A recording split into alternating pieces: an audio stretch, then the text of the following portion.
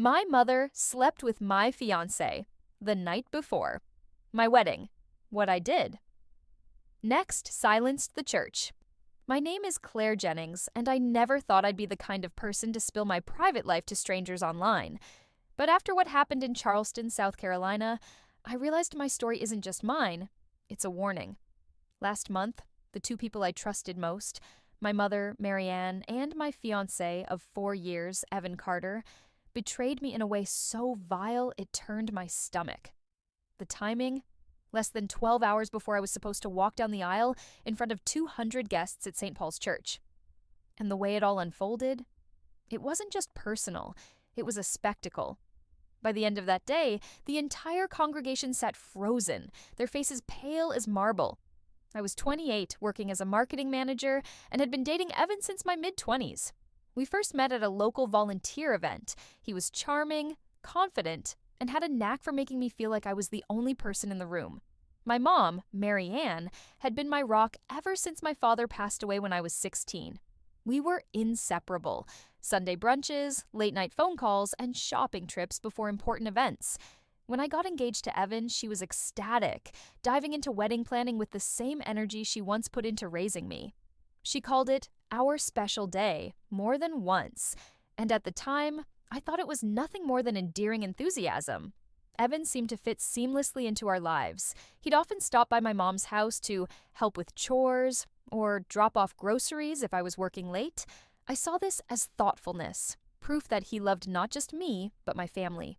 We had a 5-year plan, a home with a wraparound porch, weekend barbecues, and maybe 2 kids. My mom lit up whenever she talked about becoming a grandmother. If someone had told me then that the 2 people I loved most would conspire in the most intimate betrayal imaginable, I would have laughed it off as absurd. But looking back now, the cracks were there all along. Moments I dismissed, glances I ignored, and instincts I buried under the belief that family and love were unshakable. Before that night, my life felt steady, sure, and almost storybook perfect. I worked downtown in a brick building with tall windows that let in the morning light, and every Saturday I'd stroll through the farmer's market, sampling fresh bread and chatting with familiar vendors. Evenings were quiet, spent on the couch with a glass of wine, scrolling through wedding ideas or finalizing the guest list. Evan, with his job in real estate, often teased that he was marrying me for my cooking, and I'd fire back that I was marrying him for his handyman skills. Small, harmless jokes that made us feel unshakable. My mom and I were inseparable. She wasn't just my mother, she was my maid of honor by choice. She knew every vendor by name, could list each floral arrangement without checking notes, and was the keeper of the seating chart like it was a state secret. Evan and I had been through our share of bumps, slow months at his job, late nights at mine, but nothing that felt dangerous to our bond. He had been patient during my tight deadlines, and I had stood by him when commissions were scarce. The night before the wedding was supposed to be calm and full of good omens, me tucked into the bridal suite with my bridesmaids, Evan laughing with his groomsmen, my mom promising to stop by later to bring me something old for luck. I remember lying in bed, smiling at how blessed I was to be loved so deeply by both my future husband and my mother. It never crossed my mind that, at that very moment, they were together in a hotel room, not sharing a blessing, but destroying everything I thought was sacred. 2 weeks before the wedding, Evan began acting different. He guarded his phone like it contained state secrets, stepping outside to take calls that ended the moment I approached. My mom, usually eager to include me in every decision, suddenly became vague about certain wedding details, brushing me off with, "Don't worry, I'm handling it." I told myself it was just the chaos of final preparations. Then came the rehearsal dinner. I caught them in an embrace, longer than a typical mother-in-law hug, their bodies lingering before separating. Both of them looked slightly flushed. My maid of honor, Jenna, caught my eye and raised her brows. I laughed it off, forcing a smile. "They just get along," I said, ignoring the faint unease that had started to creep in. The night before the wedding, my mom texted that she'd be later than planned with my something old. Evan told me he was turning in early to rest for the big day. Around midnight, I called to say goodnight, but it went straight to voicemail. That's when a small, cold knot formed in my stomach. What I didn't know was that Jenna, always more perceptive than I gave her credit for, had already spotted them together at the hotel bar. Evan's hand rested on my mother's thigh as they laughed over drinks. She didn't tell me then, hoping she was mistaken. Sadly, by the time she confirmed it, the betrayal had already been sealed into the pages of my wedding day. The morning of my wedding began with a sharp knock on my suite door. When I opened it, Jenna stood there, pale, trembling, clutching her phone like it might burn her. "Claire, you need to see this," she whispered. She pressed the screen into my hand, and my world collapsed. There, in crystal clear high definition, was a video she'd captured through the narrow gap of my mother's hotel room door. Evan, shirtless, unmistakable, sat on the bed beside my mom, her hair a tangled mess, both of them laughing in a way that made my skin crawl. My bridal bouquet slipped from my grip, petals scattering across the carpet. My knees buckled, hitting the floor hard. I wasn't angry yet. I was hollow, an echo of myself, stripped of sound and thought. My mother's voice in the video was light, playful, intimate in a way I'd never heard before. I couldn't even register Evan's words over the pounding in my ears. It wasn't just infidelity. It was my fiancé, my mother, the night before my wedding. They had known I was just down the hall. They had chosen to desecrate the most sacred night of my life. Jenna's eyes brimmed with tears. "Do you want to call it off?" she asked softly. I stared at the screen one more time, numbness hardening into resolve. Number. If they wanted to humiliate me, I would make sure they understood that the stage they'd chosen for my pain would also be the stage for their downfall. By noon, my plan was set. I told no one except Jenna.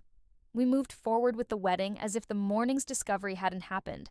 Guests filled St. Paul's Church, the air heavy with perfume, whispers, and expectation. Evan stood at the altar, wearing the same confident smile that once made my knees weak. My mother, in an elegant navy gown, sat in the front pew, her bouquet resting lightly in her lap, her expression serene. The music swelled as I walked down the aisle, my stomach twisting beneath the calm mask I wore. The priest began the ceremony, his voice warm and steady. When it came time for our vows, I took a slow breath, reached into my dress pocket, and pulled out Jenna's phone. Turning to face the crowd, I said clearly, "Before I pledge my life to this man, you should all know how he and my mother spent last night." Gasps rippled through the pews. I tapped the screen, and the video lit up the big projector we had planned to use for our wedding slideshow. There was no mistaking the laughter, the messy hair, the intimacy. My mother's face drained of color. Evan's jaw dropped open as if searching for words. The room fell into a suffocating silence.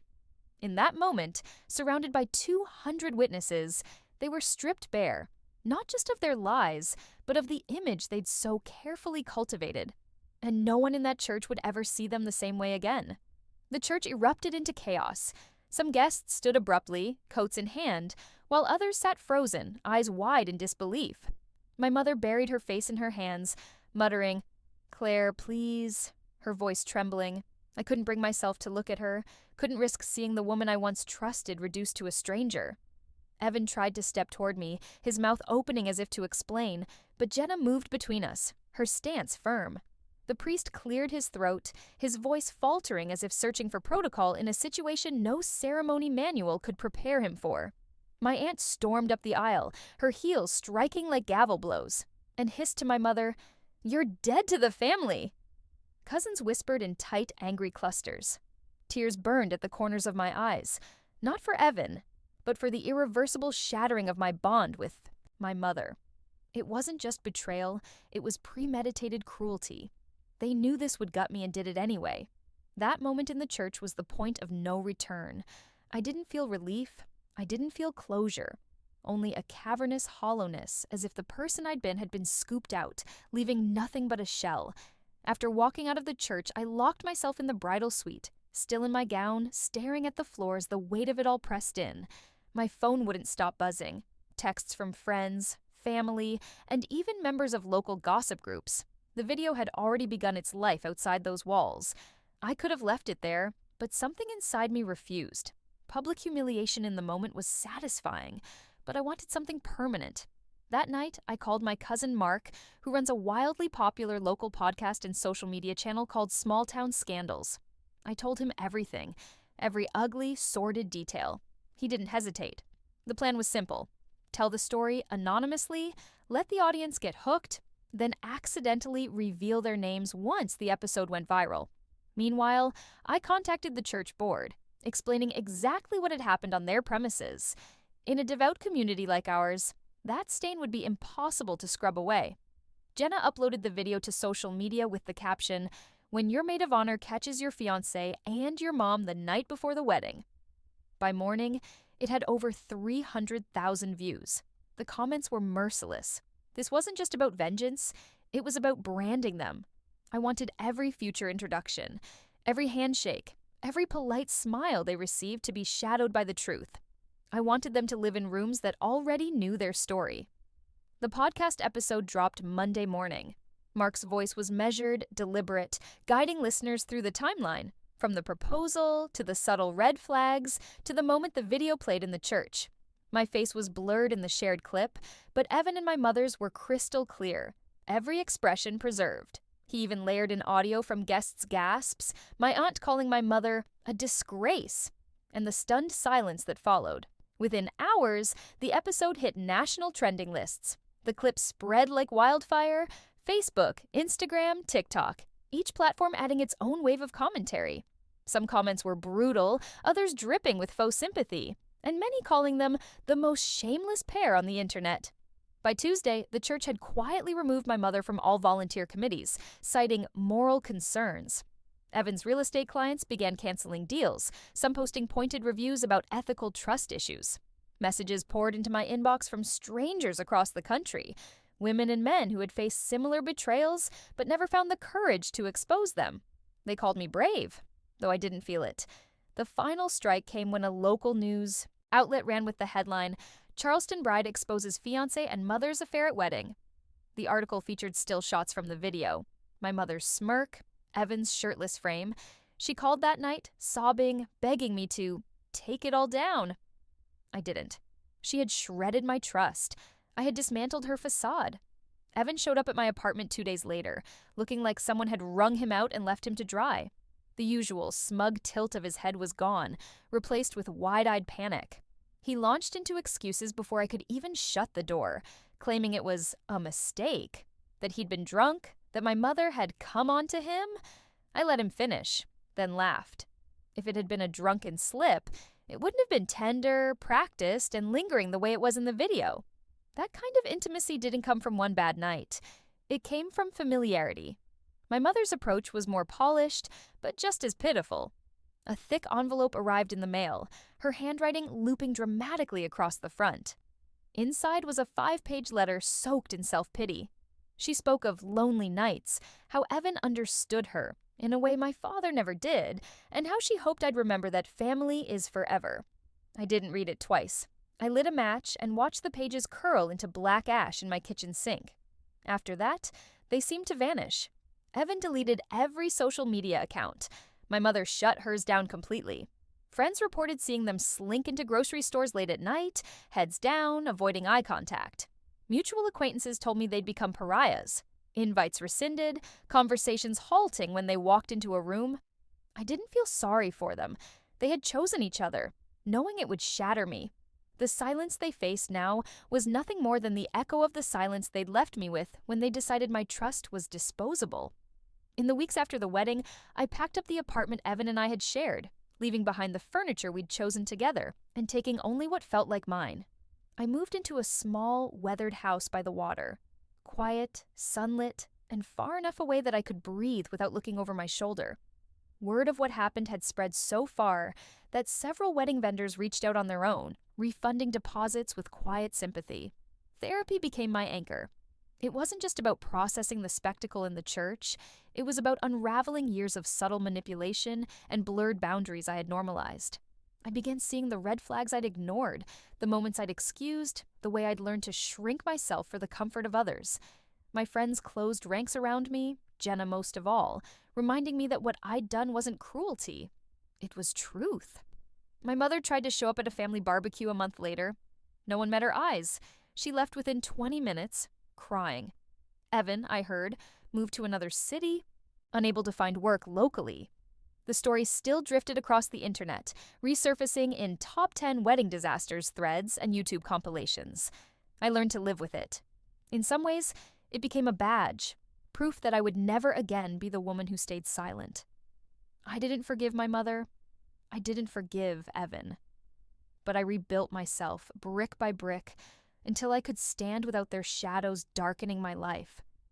People have told me I went too far, that public revenge is cruel, petty, or beneath me.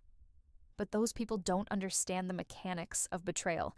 Silence is how people like my mother and Evan survive.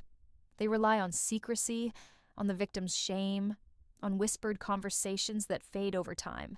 They bet on you staying quiet so they can rewrite the narrative. By dragging everything into the light, I took away their control. For me, this was never just about revenge. It was about reclaiming the voice they tried to strip from me. I spent my life believing my mother's love was unconditional and that Evan's loyalty was as solid as the ring he gave me. Both turned out to be illusions. Their choices forced me to redefine what family means. Family is not determined by blood or marriage. It is built on trust, and trust is a currency that cannot be reprinted once it's burned. No apology can reconstruct the foundation they destroyed. The greatest lesson I learned is that sometimes the most loving act you can do for yourself is to lock the door behind you and never look back. Not out of spite, but out of self-preservation. Some betrayals do not deserve a second chance, and some endings are not tragedies. They're liberation disguised as loss. So, that's how my wedding became less of a ceremony and more of a courtroom, with every guest as a witness and the truth as the verdict. I won't lie, it still stings. But I rest easier knowing I refuse to be their silent casualty. Betrayal has a way of making you doubt your own worth, but exposing it reminded me I had a voice, and it was louder than their lies. If you've ever been blindsided by someone you trusted, you know the real battle isn't in the moment you discover the truth. It's in deciding whether to bury it or bring it to light. I chose the latter, and I would again, without hesitation. Now I'll leave you with this. If you were holding that evidence in your hands, in front of everyone you knew, would you protect their image or let the world see who they really are?